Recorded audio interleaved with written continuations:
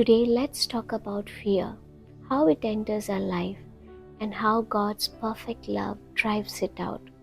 Because once you see the Father clearly through Jesus, fear loses all its power over you. So, what is fear? Most of us think fear is just an emotion, like sadness, it's just a feeling. But Bible says in 2 Timothy 1:7, God has not given a spirit of fear, but of power, love, and sound mind. Fear is not just a feeling, it's just not an emotion. It is a spirit sent to torment and paralyze. In Greek, the word fear is thelia, a paralyzing fear, a fear that stops you from acting. Example, Peter. Apostle Peter was a fisherman. He spent his life on the sea was his home, the waves were his workplace.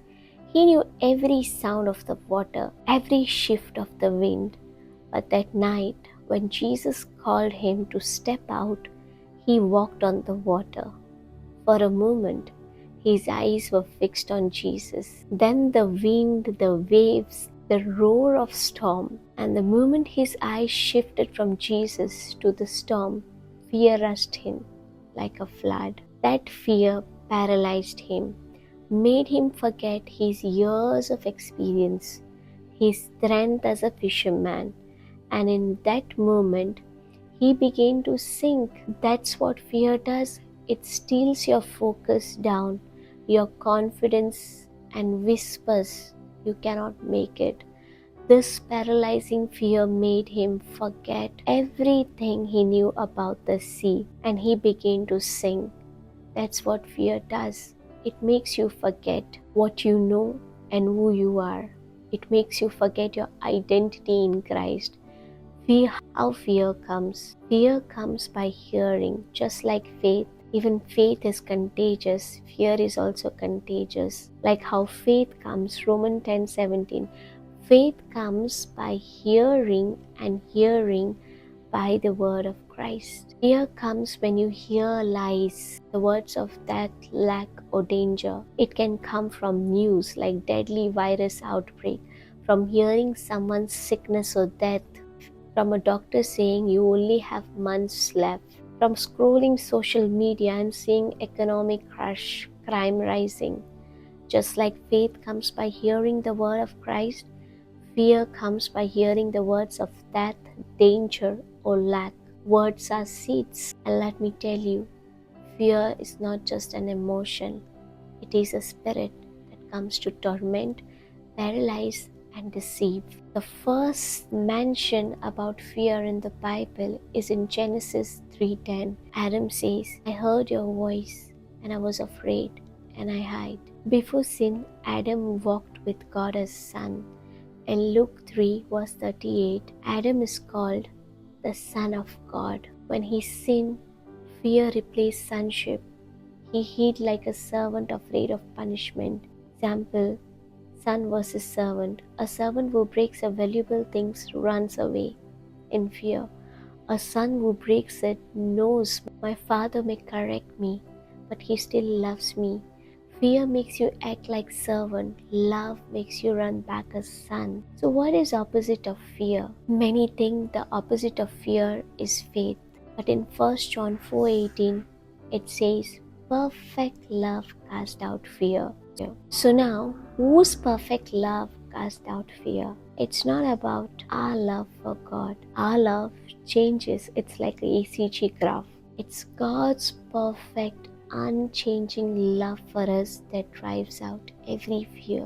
And how God's love will be perfected in us, it depends how we see God. If we see God as angry and punishing, we'll hide from Him. If we see God through Jesus, loving, forgiving, will run to Him. As it is written in 2 Corinthians 3 verse 14 to 16. But their minds were made dull, for this day the same veil remains when the old covenant is read. It has not been removed, because only in Christ it is taken away. Even to this day, when Moses is read, a veil covers their hearts. But whenever anyone turns to the Lord Jesus, the veil is taken away.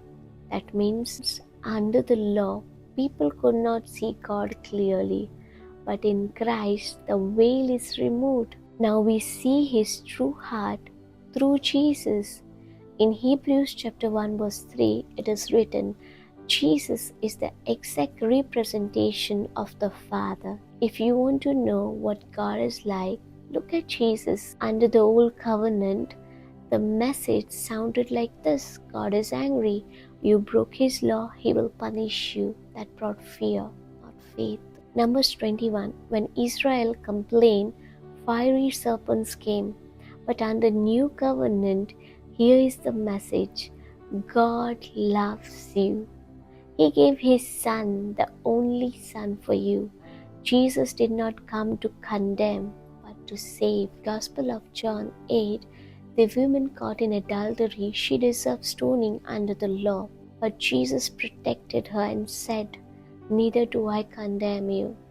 That's the Father's heart, and that's what brings faith, love, and freedom. Now see Abba Father through the lens of Jesus and how His perfect love works in real life.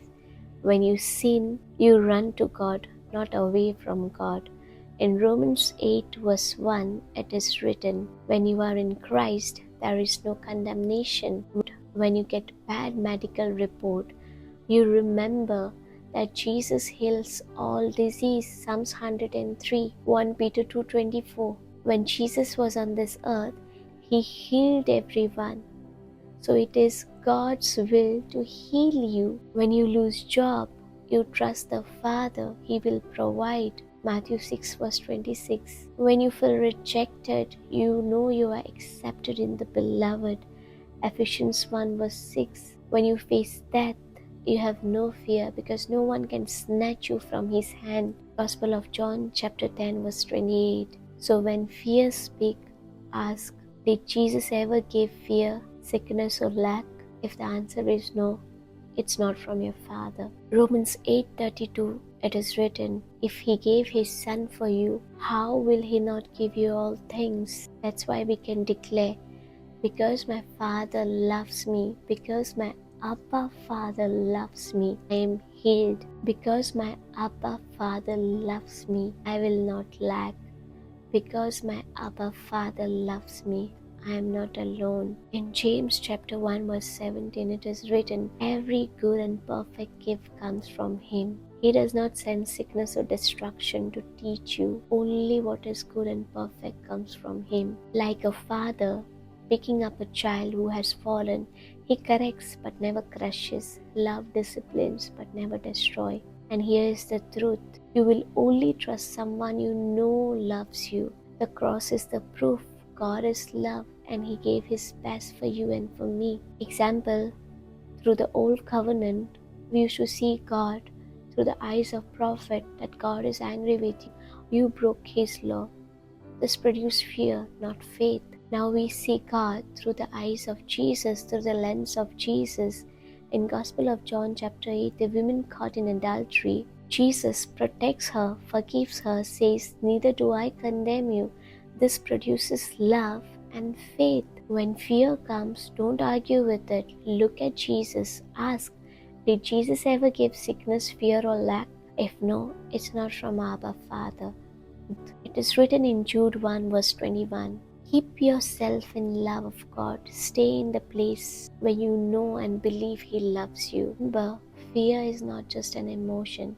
It is a spirit, and the opposite of fear is not faith. It's God's perfect love. Fear thrives in dark, but perfect love brings light. And that love is not perfected by us trying harder. It is perfected when we see the Father through Jesus, when we know His heart as a Abba Father, as a loving Father. Because what does the fear do? Fear paralyzes. Fear makes you forget what you already know. Take Peter's example. He was a fisherman. The sea was his home. He knew the waves, the winds, the smell of the salt in the air. But that night, when Jesus called him to step out, he actually walked on water. His eyes were fixed on Jesus until the wind roared and the waves rose. In the split of seconds, his focus shifted from the Lord to the storm. And in that moment, fear rushed in like flood. That fear paralyzed him. It made him forget his years of fishing, his strength, his skill. And right there, he began to sing. That's what fear does. It takes your eyes off from Jesus, drowns your confidence, and whispers you can't make it. But the perfect love of God, the love that comes from knowing who's holding you, casts out every fear. When fear shouts, look at the storm, love whispers, look at me. When your eyes stay on Jesus, no storm can sink you. Let's pray together. Thank you, our Father. Thank you for your unchanging love. Thank you that when we see Jesus, we see you, healing, forgiving, restoring, never condemning. Thank you that your perfect love drives out every fear of sickness, fear of rejection, fear of failure, fear of death. We are safe and secure in you, Abba. In Jesus' name, amen. If this message of Christ helped you, then please do share with your family and friends to subscribe. Thank you.